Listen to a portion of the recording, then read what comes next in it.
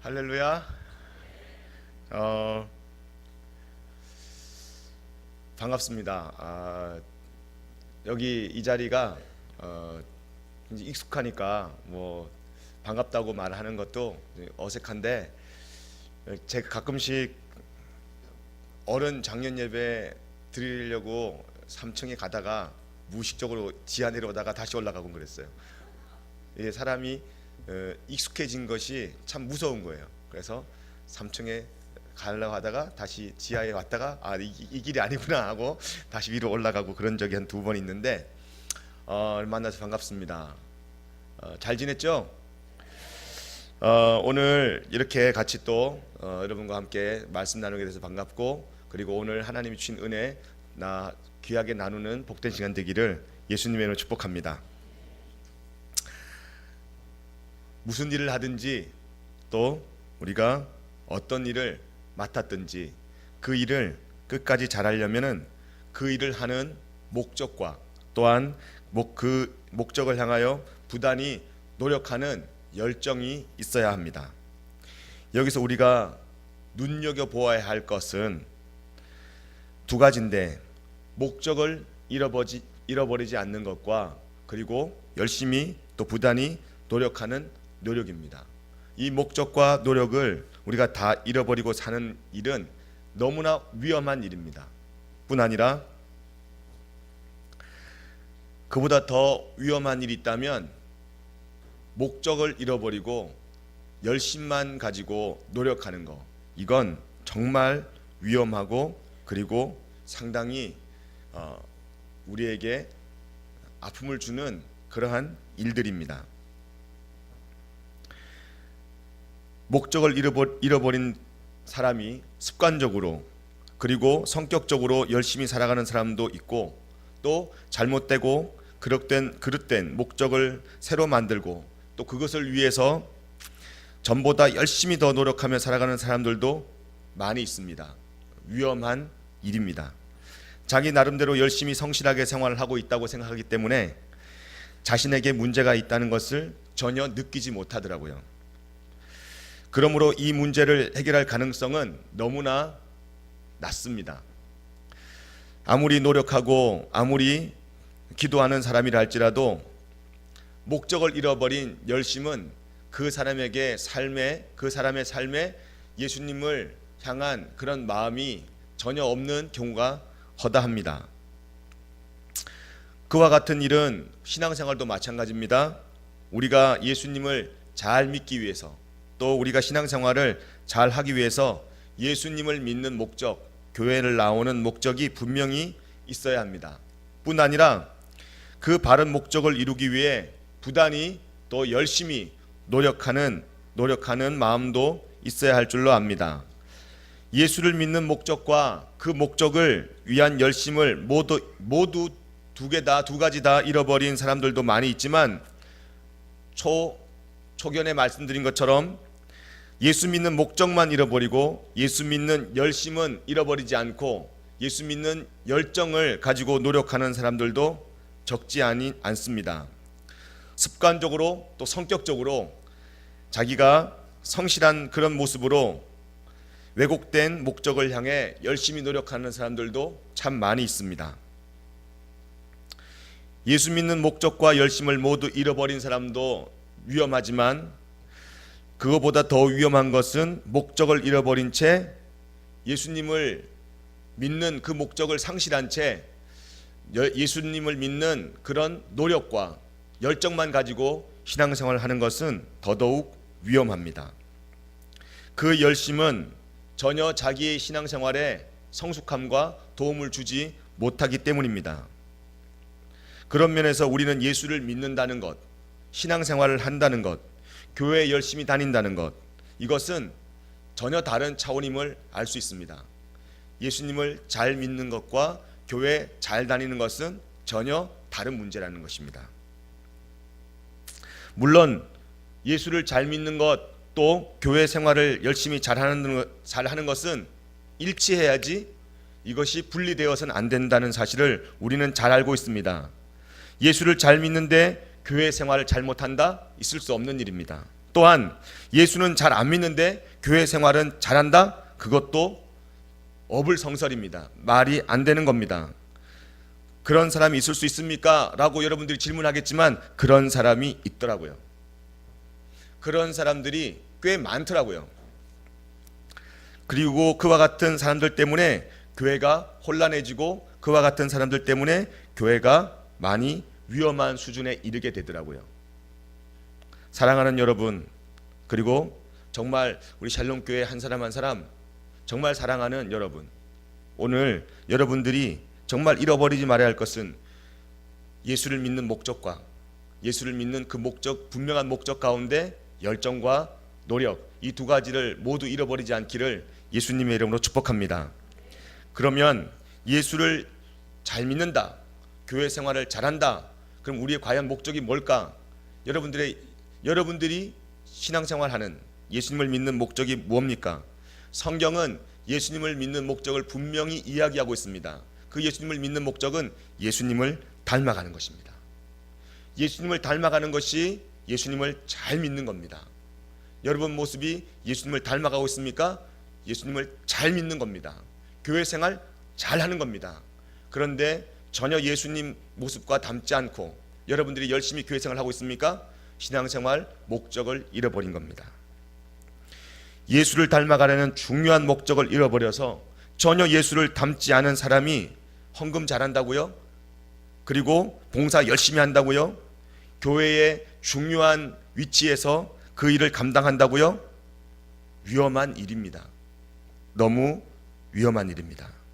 그래서 그들을 주님께서는 뭐라고 합니까? 주의 이름으로 선지자 노릇도 하고, 주의 이름으로 병자를 고치고, 주의 이름으로 귀신을 내어 쫓고, 예수님의 일을 한다고 그들이 아무리 열정을 가지고 쫓아다녔지만 예수님은 그들을 향해서 뭐라고 합니까? 내가 너를 도무지 알지 못한다 라고 이야기합니다. 여러분 혹시 그러한 대상이 나와 여러분이 되지 않기를 예수님의 이름으로 축복합니다.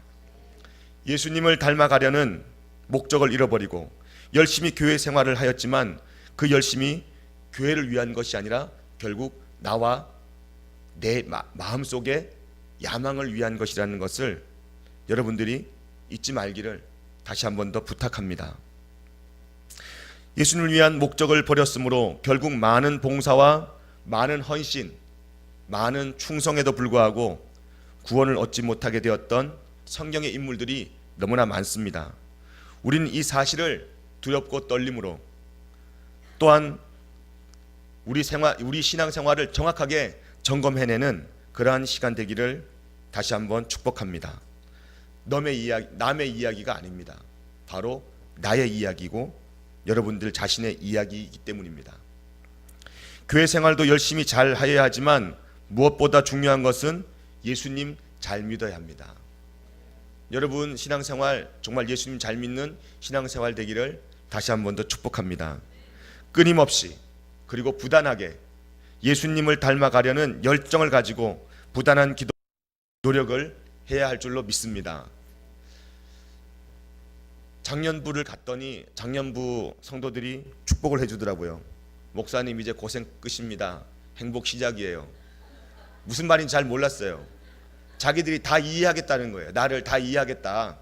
목사님 그 젊은 친구들을 목사님 다 이해 못했죠? 우린 다 이해하겠습니다. 그래서 제 마음속에 한 가닥 소망이 생겼습니다. 그래 우리 친구들 당장은 못 만나도 이분들이 나를 위로해 주겠구나. 웬걸요? 위로는 무슨 위로예요? 똑같아요. 똑같아. 문제 때문에 힘들어하고 실망하고 고통받고 기도해달라고 막 오고. 살이 쪽 빠졌죠 제가. 여러분들하고 있을 때 살이 통통해 쪘었는데 안 그래요? 살이 많이 분 것 같아요. 분 거예요. 분 거. 찐 게 아니라 분 거예요. 사랑하는 여러분, 오늘 여러분들이 예수님을 잘 믿으려면 분명한 목적을 가져야 됩니다. 그 목적을 잃어버리지 말아야 합니다. 그 목적은 뭡니까? 예수님 닮아가는 거예요. 그럼 어떻게 해야 우리가 예수님 닮아갈 수 있습니까? 오늘 본문 말씀이에요. 로마서 8장은 우리가 외우자 그랬어요. 그런데 여러분 다 잊어버렸을 거예요. 예. 그가 가면 내 기억도 사라지기 때문에 로마서 8장을 잊어버리지 말아야 되는데 한 내 생에 가장 아름다운 90일이 아니라 한 180일 했어야 되는데, 로마서 8장 여러분 다 기억나시죠? 8장 26절, 27절, 28절이 예수님을 잘 믿는 방법이 담겨 있는 그러한 우리에게 주시는 하나님의 메시지입니다. 8장 26절입니다. 이와 같이 시작. 이와 같이 성령도 우리의 연약함을 도우시나니 우리는 마땅히 기도할 바를 알지 못하나 오직 성령이 말할 수 없는 탄식으로 우리를 위하여 친히 간구하시느니라. 아멘. 사랑하는 여러분, 여러분 삶 속에 누군가가 끊임없이 여러분의 삶을 도와주고 있다면, 여러분의 삶을 지지해주고 있다면, 여러분의 삶을 일으켜 세워준다면 얼마나 기쁘고 감사하겠습니까? 제가 오늘 1, 2, 3부 예배 드릴 때 간증을 했더니 성도님들이 되게 좋아하는데, 오늘 아침에 이제 6시 반에 집에서 이제 서둘러서 나오는데 어제 비가 왔죠. 새벽에 추웠죠. 눈이 왔어요. 우리 집 마당 조그만 거 있잖아요. 마당 그 대문 열기 전 마당. 그 마당에 얼음이 살짝 얼어 있었던 거예요. 못 모르고 문을 열다가 그 밑이 미끄러운지 모르고 쭉 미끄러져 가지고 계단에 손을 꽉 쥐었어요. 제가 운동신경이 좀 있잖아요. 안 그랬으면 머리를 이렇게 쾅 부딪혔을 텐데, 그 상황에서 45도 회전을 돌면서 이렇게 하면 다른 신체는 상하지 않겠다. 어차피 다쳐야 되니까 팔을 희생하자. 그래서 왼팔을 딱 지지했어요. 그랬는데 뼈가 부러지지 않은 것 같은데 금이 간 것 같아요. 여기 누르니까 찰과상처럼 아픈 게 아니라 뼈가 우리하게 아픈 게 아마 금이 간 것 같습니다. 그랬더니 성도님들이 다 여러분처럼 이러더라고요. 전혀 근데 마음이 와닿지 않았어요. 그냥 흉내만 내는 것 같았어요. 여러분들도 여전히 흉내만 내시는군요. 그래서 내일 엑스레이 한번 찍어보려고 그럽니다. 내가 이렇게 바닥이 미끄러운 줄 알았으면 그 길을 그냥 막 걸어갔을까요? 아니요. 정말 조심했을 거예요. 아니면 뜨거운 물 받아다가 그 바닥에 확 부어버렸을 거예요. 몰랐어요. 때로는 우리가 이런 모르는 길을 걸어갑니다. 때로는 우리가 이렇게 알 수 없는 길을 걸어갑니다. 그러다가 넘어지기도 하고 자빠지기도 하고 그리고 미끄러지기도 하고 주저앉기도 합니다. 그럴 때 아이고 그 봐 조심해야지 그러면서 우리를 비난하는 게 아니라, 그 길도 똑바로 못 걷냐고 어른이 그렇게 우리를 힐난하는 게 아니라, 괜찮냐고, 어디 다친 데는 없냐고, 내 마음도 아프다고 그러면서 정말 따뜻한 손 내밀어서 일으켜주는, 그리고 순간 달려와서 나를 세워주는 그런 사람이 있다면 얼마나 좋겠습니까? 여러분 다시 한번 축복합니다. 내가 4년 동안 축복했듯이 또 축복합니다. 이런 만남이 있기를 예수님으로 축복합니다. 이런 만남이 있어야 됩니다. 여러분 이제 미진이도 오늘 기쁜 소식을 주더라고요. 이런 만남이 있었던 것 같아요. 여러분에게도 이런 만남이 있기를 예수님의 이름으로 축복합니다. 그런데 현실은 없어요.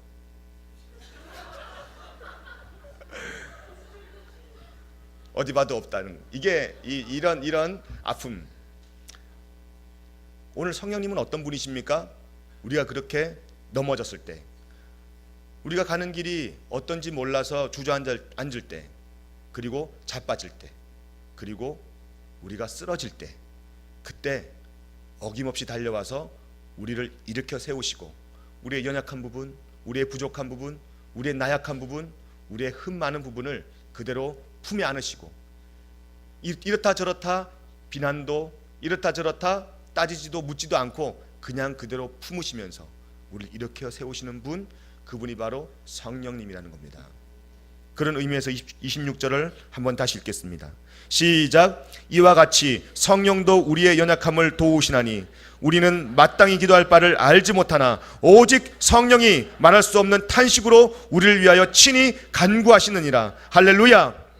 우리의 삶을 살다 보면, 우리가 길을 걷다 보면 정말 중대한 결정을 내려야 하는 교차로와 같은 인생을 우리가 만나게 됩니다. 그러한 시점에 부닥치게 됩니다. 그런 경우 우리는 어느 쪽을 택하느냐에 따라서 우리의 삶의 미래가 좌우됩니다.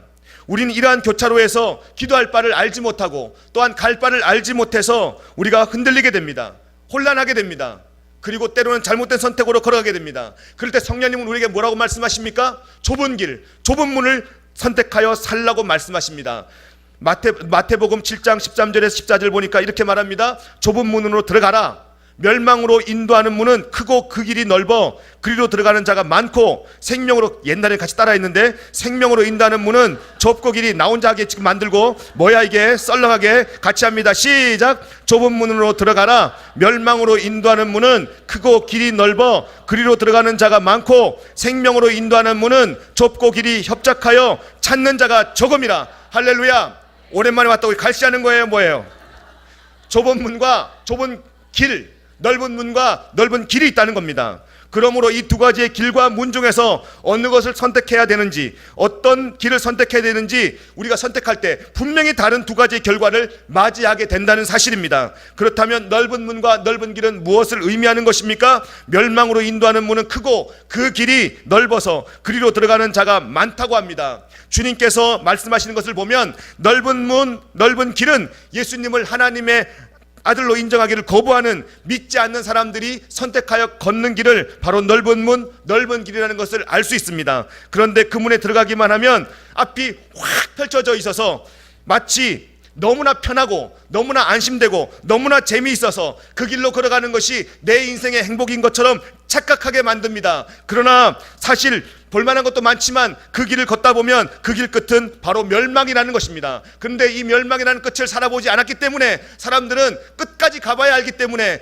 마치 이 길이, 이 넓은 길이 자신의 삶에 행복을 주는 길인 줄 알고 그 길을 택해서 가는 사람들이 많다는 겁니다. 여러분, 좁은 문과 좁은 길은 어떤 것입니까? 생명으로 인도하는 문은 좁고 그 길이 협착하여 찾는 이가 적음이라.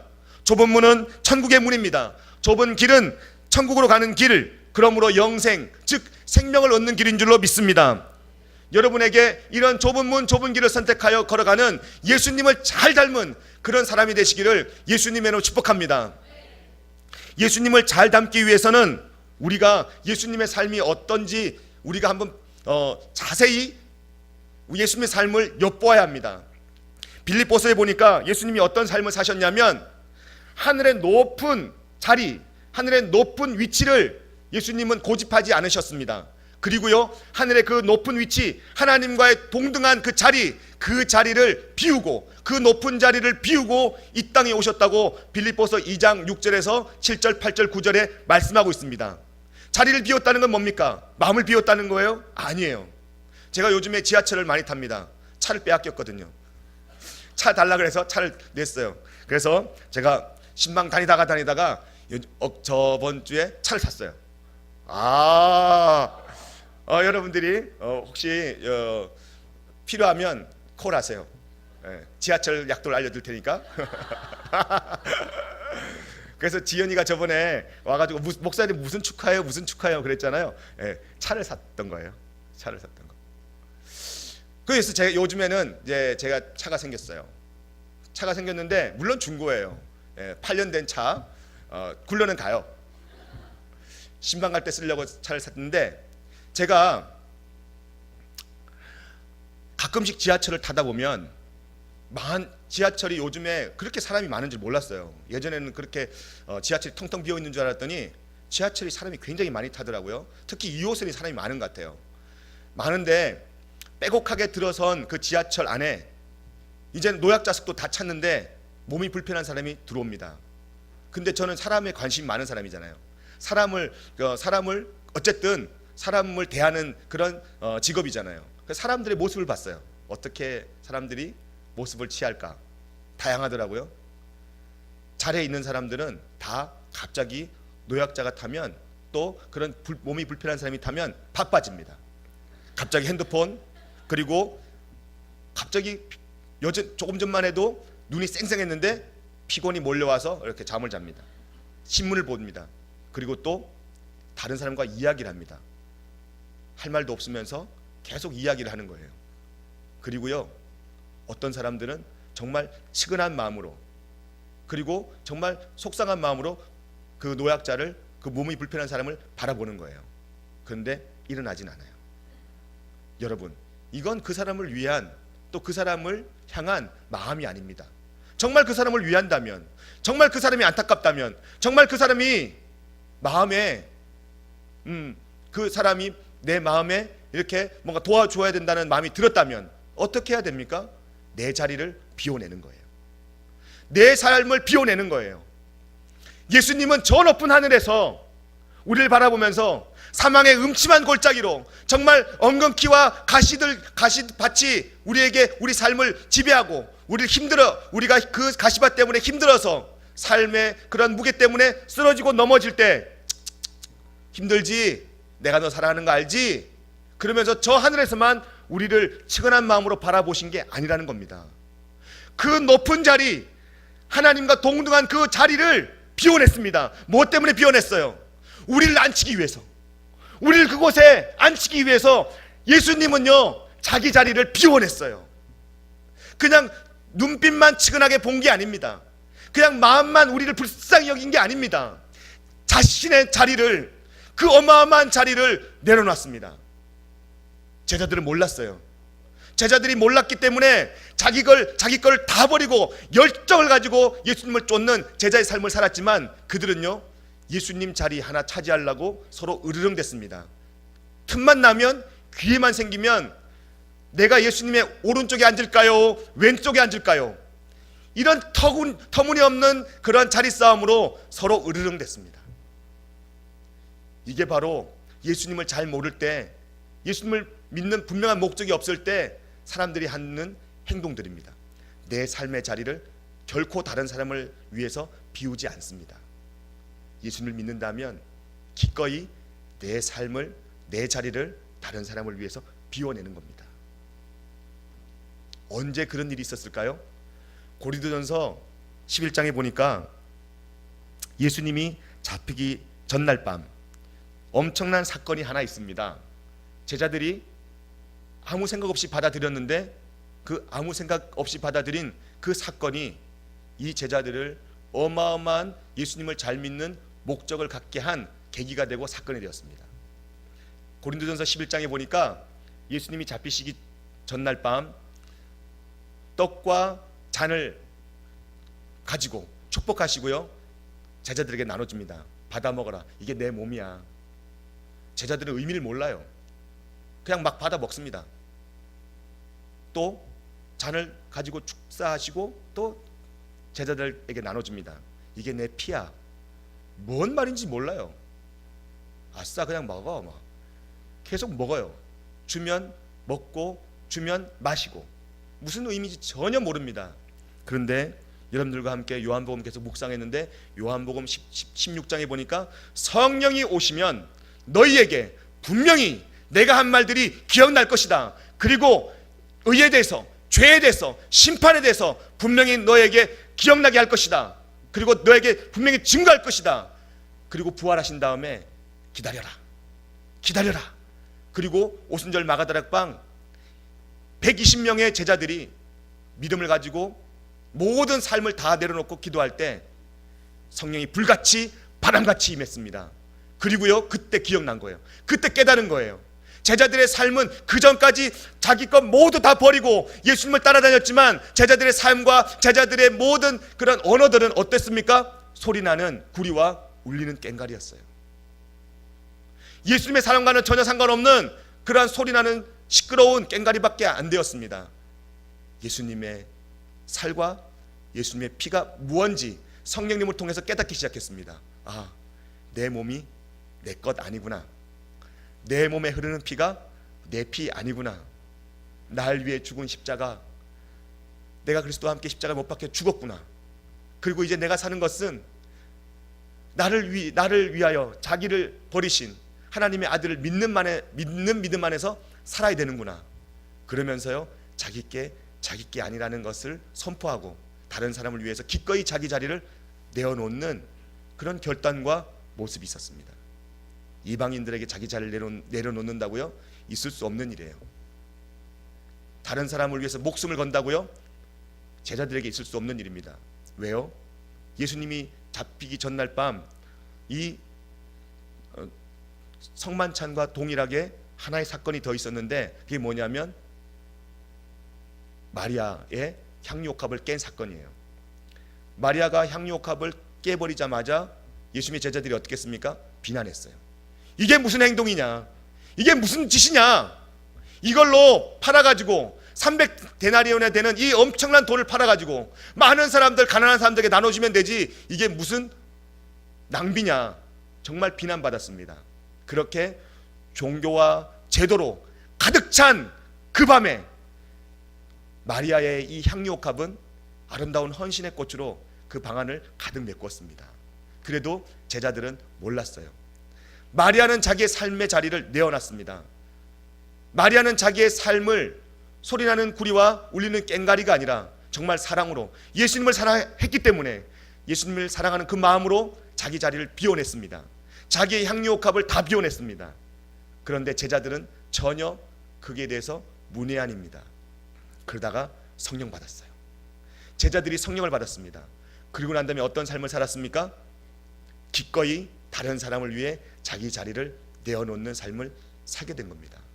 여러분, 오늘 말씀 제목이 서로에게 하늘이 되라, 서로에게 하늘이 되는 삶을 살라라는 말씀 제목으로 지금 은혜를 나누고 있는데, 서로에게 어떻게 해야 하늘이 됩니까? 여러분, 당시에 제자들에게 하늘은 예수님이었어요. 예수님이 하늘이었어요. 근데 그 하늘이 사라지자마자 또 다른 하늘을 찾는 거예요. 나 하늘 잃어버렸어. 이제는 마음 둘 하늘이 없어졌습니다. 그래서 다 실망했습니다. 자기의 옛자리로 돌아갑니다. 나 하늘 없어. 내가 예전에 하늘 삼던 거, 내가 예전에 마음 두던 곳, 그곳으로 가야지. 베드로 갈릴리 호숫가로 가서 업으로 전락해버립니다. 부활하신 예수님 만나도 전혀 감각이 없습니다. 왜 그런지 아십니까? 자기가 하늘 삼던 그 하늘이 없어지고 이제는 내 자신을 하늘 삼았기 때문입니다. 제자들은 자기 자신을 하늘 삼고 살았습니다. 그렇기 때문에 좁은 길, 좁은 문이 아니라 넓은 길, 넓은 문을 택해서 걸어갔습니다. 그 넓은 길, 넓은 문은 자기 자신을 하늘 삼는 사람의 모습입니다. 여러분은 누가 하늘입니까? 여러분의 하늘은 누굽니까? 오늘 축복합니다. 여러분들의 하늘이 예수님 되기를, 여러분의 삶의 주인이 예수님 되기를 다시 한 번 더 축복합니다. 성령님은 하나님이 하늘이라는 사실을 깨닫게 해줍니다. 그리고 28절에 보니까 모든 것이 합력하여 선을 이룬다고 했습니다. 이 모든 것이 합력하여 선을 이루는 것은 뭐냐면, 모든 일만 합력하는 것이 아니라 그 주님과 나의 삶과 전혀 무관하던 그 주님과 내 삶이 일치가 되는 겁니다. 내 살이, 내 피가 내게 아니라 주님 거였구나. 그렇게 고백하며 하나님과 연합되는 삶, 그 삶이 모든 것을 합력하여 선을 이룬다는 뜻입니다. 그렇게 선을 이루어갈 때 그가 하는 행동, 그가 하는 몸짓은 다 합력하여 선을 이루게 된다는 사실입니다. 여러분, 오늘 모든 것이 합력하여 선을 이루기 위해 여러분의 존재가 하나님의 존재가 되기를 예수님의 이름으로 축복합니다. 이 사실을 깨닫지 못했을 때 제자들은 높은 하늘만 찾았어요. 높은 하나님만 찾았어요. 그런데 이 사실이 깨달아지고 성령이 우리 안에서 말할 수 없는 탄식으로 우리 안에 그런 아픔들을 놓고 기도하고 우리를 도와줄 때 그들은 그 다음부터 높은 하늘만이 아닌 깊은 하나님을 찾기 시작합니다. 내 안에 하나님, 내 속에 계신 하나님을 그때부터 찾기 시작합니다. 여러분들이 잘 아는 실로암 물가에 맹인을 여러분 잘 알 겁니다. 그 맹인의 삶을 보면 참 기구합니다. 태어날 때부터 맹인이었어요. 사람마다 다 이야기합니다. 너 왜 맹인 됐어? 그러면서 하는 말, 꼬리표처럼 따라다니는 말이 있었습니다. 네 아빠 죄냐, 네 조상 죄냐, 아니면 너의 죄냐? 항상 이 말이 꼬리표처럼 따라다녔습니다. 그 말을 들을 때마다 이 맹인은 눈 못 보는 것도 가슴 아픈데 점점 자기 자신을 잃어갔습니다. 자신의 삶이 누군지도 알지 못하며 점점 주눅 들어갔습니다. 예수님을 만나는 그날, 운명의 그날, 제자들이 묻습니다. 예수님, 저 맹인은 자기의 죄 때문에 그렇습니까? 아니면 조상의 죄 때문에 그렇습니까? 그렇게 또 질문합니다. 맹인을 2번 죽이는 거죠. 그때 예수님이 뭐라고 하십니까? 세상에 한 번도 들어보지 못한 그 말을 맹인에게 합니다. 이 사람의 일은 조상의 죄도 아니고 이 사람의 죄도 아니라 하나님이 놀라운 일을 보여주기 위한 계획 안에 있다. 예수님은 그 삶을 다르게 해석해냅니다. 전혀 처음 듣는 말이에요. 그리고 난 다음에 예수님이 찾아가서 금방 말로 명령해도 될 일을 예수님은 친히 흙을 으깹니다. 자신의 침을 뱉어서 흙을 으깹니다. 여러분, 제가 맹아학교를 3년 동안 교목으로 섬겨봐서 하는데, 맹학교들은 눈이 시력을 잃은 대신에 다른 그런 다른 촉각들, 다른 감각들이 굉장히 민감하게 발달되어 있습니다. 여러분들 한번 내가 물어볼 테니까 답을 그냥 본다고 하면 돼요. 맛, 들어, 만져, 밟아, 죽여. 봐봐요. 우리는 다 봐요. 다 봐요. 눈만 보는 줄 알지만 눈만 보는 게 아니라 다 보고 있어요. 맹인은 다 보고 있어요. 들어보고 또 피부로 느껴보고 그리고 소리로 예수님이 뭘 하는지 지금 자세히 주목하고 있습니다. 그 자세히 주목하는 예수님이 흙을 비비는 소리가 나고 자기 눈에다 비비는 소리가 납니다. 예전에 한 번도 들어보지 못한 따뜻한 음성과 그리고 한 번도 느껴보지 못한, 자기가 한 번도 경험하지 못한 정말 온유한 손길, 그 따뜻한 손길을 경험하게 됩니다. 그리고 예수님이 뭐라 그래요? 그냥 그 자리에서 낚여주면 되잖아요. 이제 실로암 물가로 걸어가라. 맹인이에요. 맹인, 앞을 못 보는 맹인. 실로암 물가로 걸어가는 것이 이 맹인에게는 쉬운 일일까요? 어려운 일이라고 하세요. 또 자다 일어나가지고 또 쉬운 일이에요 하지 말고, 목사님 그 쉬운 일 저도 할 수 있어요 그렇게 하지 말고, 쉬운 일이에요? 어려운 일이에요? 어려운 일이에요. 앞을 못 보기 때문에 어려운 일이에요. 근데 이게 웬일입니까? 그 말씀을 묵상하는 동안 제 마음에 어떤 마음이 든지 아십니까? 예수님께서 실로암 물가로 걸어가라 라고 하는 그 말씀을 듣는 이 순간 맹인은 주님의 길 되시고 주님이 생명 되시고 주님이 소망 되신다는 사실이 마음속에 믿어지기 시작했어요. 그리고요, 말씀 붙잡고 걸어가는 길이 좁은 길이지만, 협착한 길이지만, 좁은 문이지만 주님 말씀 붙잡으면 소망이 있어. 찬송가도 있잖아요. 좁은 길을 걸으며 밤낮 기뻐하는 것, 주의 영이 함께합니다. 이 맹인의 삶을 한번 보세요. 좁은 길이지만, 좁은 문이지만 주의 말씀이 임하기 때문에 그 실로암 물가로 가는 그 좁은 길이 더 이상 좁은 길이 아닙니다. 더 이상 어려운 길이 아니에요. 더 이상 힘든 길이 아니에요. 가다가 넘어질 수도 있었을 거예요. 왜 안 넘어졌겠어요? 그 길은 어두운 길이기 때문에 이 맹인에게는 너무나 고통스러운 길이었을 겁니다. 넘어졌을 때 포기하고 싶을 마음이 생겼을 거예요. 근데 더 이상 포기하지 않습니다. 왜요? 주의 말씀이 있기 때문에 일어납니다. 그리고 그 맹인에게는 이제 눈을 뜨든 눈을 뜨지 않든 그건 별로 상관이 없어요. 왜요? 주님께서 날 인정해 주셨어. 내 삶의 주인은 주님이시여. 여러분, 하나님 말씀은 그런 놀라운 능력이 있는 줄로 믿습니다. 그리고요, 그 말씀 때문에 맹인은 주님을 하늘 삼습니다. 저는 성경을 보면서요, 좀 이렇게 역사의 단역으로 사라질 수밖에 없는 그런 인물들이 요즘에 많이 들어옵니다. 요한복음에 보면 요한복음만 기록된 말고가 나옵니다. 예수님이 잡히는 날 재수 없이 귀 떨어진 사람 알죠? 열혈 제자 베드로 옆에 괜히 섰다가, 그러니까 줄을 잘 서야 돼요. 줄을 괜히 줄 잘못 섰다가 베드로에게 멀리 떨어졌어 봐요. 베드로가 쫓아가서 식칼이 아니라 그 헷갈로 잘랐겠습니까? 옆에 서 있었어요. 그리고 대제사장의 종이었습니다, 말고는. 근데요, 말고의 길을 단칼에 베어버리자마자 예수님이 뭐라고 합니까? 칼을 도로 집어넣어라. 칼로 흥한 자는 칼로 망한다. 그러면서요, 떨어진 말고의 길을 잡아서 말고에게 따뜻한 음성으로 괜찮아, 걱정하지 마, 염려하지 마, 많이 아팠지, 힘들었지, 이제 다 나았어, 이제 다 나았어 하면서 귀를 싹 붙여주는 거예요. 여러분, 예수님이 말고를 만져주시고 만나주셨는데 말고의 삶이 여전히 옛날처럼 대제사장의 종으로, 또 예수님을 잡는, 예수님을 모함하는 그 앞잡이로 살았을까요? 아닙니다. 가야바로, 또 예수님이 끌려다니는 그 빌라도의 법정 앞에 그 말고의 마음을 한번 생각해 보세요.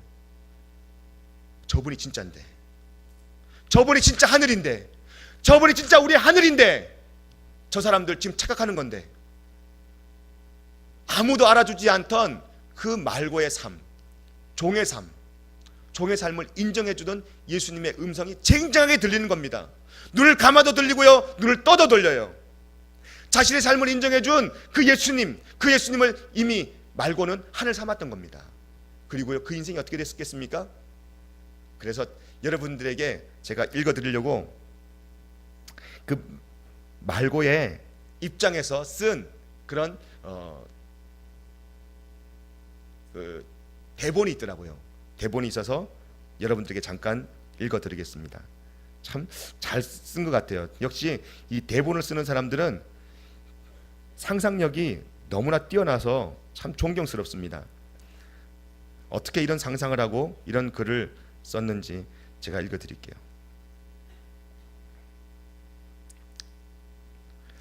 어찌 해볼 사이도 없이 음악을 좀 틀어주면 참 좋겠습니다. 어찌 해볼 사이도 없이 귀가 잘려나간 부분이 아파 움켜쥐고 있는데 예수라는 사람이 제 귀에 손을 얹으며 칼을 쓴 사람을 나무라는 겁니다. 말고의 입장에 쓴 독백이에요. 칼을 집에 꽂아라. 아버지께서 내게 주신 잔을 마시지 말란 말이냐. 하지만 그의 이야기가 무슨 의미인지 그런 걸 생각할 여유가 없었습니다. 그의 손길이 닿는 곳에서 전율처럼 흘러나와 제 온몸을 휘감는 어떤 힘 때문이었습니다. 따뜻하면서도 힘차고 아스라이 엄마 품처럼 평화로우면서도 힘찬 심장 박동처럼 팔딱이는 어떤 힘이 절 온통 사로잡았습니다. 어느덧 제 귀는 다치기 이전 상태로 회복되어 있었습니다. 이후 저는 제 의지와는 상관없이 그의 행로를 따라다녔습니다. 안나스의 집으로, 거기서 다시 가야바의 집으로, 또 거기서 다시 대제사장의 무례함은 물론이고 일개 성전 경비원조차 그의 얼굴을 때리고 무시하는 모습을 보면서 제 심장은 터질 듯 뛰었습니다. 그가 진정한 주인인데, 그가 진정한 우리의 구세주이신데 그들은 어찌 알아보지 못하고 주인된 이에게 이런 무례함을 행하는 걸까? 그동안 돈으로, 권력으로, 종교적 언어로 우리를 조종하는 그런 인간들을 주인님이라 불러온 나였지만 그거야 돈이 아쉽고 권력이 무섭고 종교적 언어에 묶여 주님을 또 저를 배반하고 제안했을 뿐, 이렇게 온 존재로 나를 온 마음으로 내 영혼과 몸을 사로잡는 진정한 주인은 이제껏 없었던 것을 그날 아무도 듣지 못했지만 제 귀를 만지던 내 주님은 제 귓가에 대고 그리 속삭였습니다. 말고야, 이젠 괜찮을 거다. 아무도 따뜻하게 불러준 적 없었던 내 이름 말고 그저 야, 내 이놈, 어이 라고 불리던 내게 이름을 불러주었습니다. 내 이름을 알려드리지도 않았는데 말입니다. 자신은 생사를 모를 것으로 잡혀가면서도 내 상한 귀를 걱정하시고 치유하며 괜찮을 거라 말씀하셨습니다. 번지르르 하지도 화려한 미사오고도 없는 그 한마디에 저의 전 존재가 변화된 것을 저는 분명히 경험했습니다. 내 이름을 아느니, 그 이름을 불러주느니, 울타리 하나 없이 억울하고 분한 순간순간마다 고백했던 바 나를 온전히 다하시고 나를 진심으로 걱정해 주시는 분은 나를 이 땅에 낳으신 창조주가 맞습니다. 그리고 그렇게 믿어졌습니다. 저분 예수는 분명 창조주의 마음을, 그의 능력을 나누어 받는 이가 틀림이 없었습니다. 그렇지 않고서는 그 짧은 한마디, 그 순간적인 만짐이 이런 큰 힘으로 나를 사로잡진 못했을 테니까요. 오늘 이후 저는 진정한 주인을 만났습니다. 정말 하늘을 만났습니다. 이후로 나의 남은 인생은 이제 제 진정한 주인 되신 예수를 위해 살고 또 다른 그 어떤 이들을 위해 하늘이 되기를 결단합니다. 이게 바로 말고의 입장에서 쓴 그런 솔로 멘토입니다. 어느 역사서의 대제사장의 종 말고를 알아주는 사람이 있었겠습니까? 그 작고 작은 종의 이름이, 그러나 예수께서 이름을 불러줌으로 그 이유로 인하여서 말고의 삶이 변화되었기 때문에 요한 공동체는 초대교회 말고의 이야기를 기록한 것입니다. 여러분, 오늘 이렇게 하나님을 만나게 되면, 예수님을 경험하게 되면 예수님을 우리 삶의 하늘로 삼고 삽니다. 말씀의 결론을 맺습니다. 그렇게 주님을 만나서 주님을 하늘 삼게 되면 우리의 삶은 어떻게 됩니까? 예수님을 닮아가겠죠. 예수님을 닮아가는 사람은 이제 자신을 위한 존재로, 자신을 위해서만 살지 않습니다. 예수님을 닮아가는 사람은 기꺼이 다른 사람의 하늘이 됩니다. 다른 사람의 하늘이 되기 위해 자신의 자리를 비워냅니다. 여러분에게 이런 예수님을 꼭 닮은 그런 멋진 하늘들이 되시기를 예수님의 이름으로 축복합니다. 제가 좋아하는 박노해 시인의 하늘이라는 그런 시를 읽어드리고 말씀을 마치겠습니다. 감사해요. 역시 센스쟁이.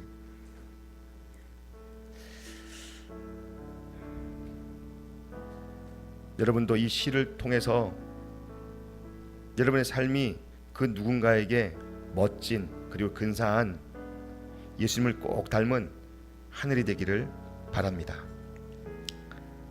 박노해, 제목 하늘. 우리 세 식구의 밥줄을 쥐고 있는 사장님은 나의 하늘이다. 프레스에 찍힌 손을 부여안고 병원으로 갔을 때 부러진 손을 붙일 수도 있고 부러진 손을 병신 만들 수도 있는 의사 선생님은 나의 하늘이다. 2달째 임금이 막히고 노조를 결성하다 경찰서에 끌려가 세상에 죄 한 번 짓지 않은 우리를 감방에 집어 넣는다는 경찰관님은 항시 두려운 하늘이다. 죄인을 만들 수도 있고 죄인을 살릴 수도 있는 판검사님은 무서운 하늘이다. 관청에 앉아서 흥하게도 망하게도 할 수 있는 관리들은 겁나는 하늘이다. 높은 사람, 힘 있는 사람, 돈 많은 사람은 모두 하늘처럼 뵌다. 아니, 우리의 생을 관장하는 검은 하늘이시다. 나는 어디에서 누구에게 하늘이 될까?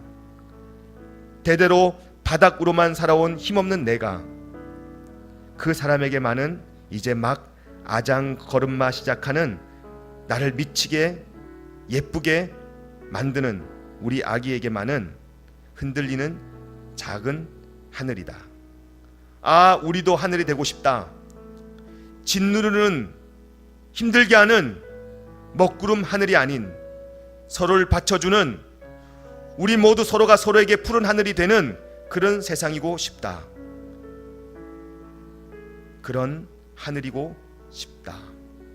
사랑하는 여러분, 오늘 여러분들은 예수님을 꼭 닮은 그런 존재, 주님을 하늘 삼고 살아가는 그런 분명한 목적을 가지고 신앙생활하는 그런 예수님을 닮은, 예수 잘 믿는 신앙인 되기를 예수님 이름으로 축복합니다. 그런 사람은 먹구름의 하늘이 아닌 시커먼 비를 몰고 오는 그러한 하늘이 아닌 정말 봄 기운을, 화창한 봄날을 연상케 하는 그 누군가의 하늘이 되어주는 삶입니다. 우리 목자들은 목장의 하늘, 또 디렉터는 그 마을의 하늘, 그리고 그 디렉터가, 그 목자가, 그 밴드원들이 힘들어 주저앉을 때 우리는 그들의 화창한 하늘이 되어 주어 우리가 삶을 살아갈 때 서로가 서로에게 사랑이라는 것은 이런 거구나, 내가 사랑을 단어로만 알았는데 이게 사랑이구나, 내 존재가, 내 몸이 예수님과 연합하여 살아가는 모습이 이런 거구나, 그래서 멋진 하늘이 되어주는 삶이 되시기를 예수님의 이름으로 축복합니다.